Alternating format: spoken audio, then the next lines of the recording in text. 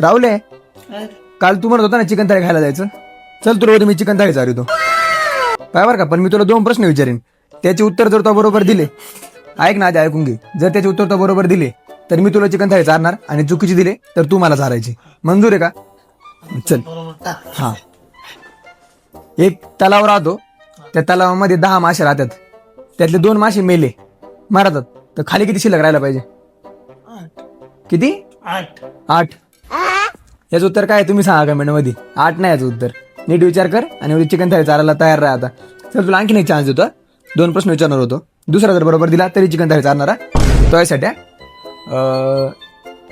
एक सुरेश नावाचा माणूस राहतो, त्याच्या आईला 3 मुलं राहतात. एकाच नाव राहतं जानेवारी, एकाच नाव राहतं फेब्रुवारी, तिसऱ्याचं नाव काय? मार्च. खतम. वा, याच ठिकाणी तुमची हार झालेली आहे. उद्या चिकन थाळी चारा मला. याचं उत्तर मित्रांनो कमेंट मध्ये नक्कीच सांगा तुम्ही याचं उत्तर काय आहे. मार्च नाही याचं उत्तर.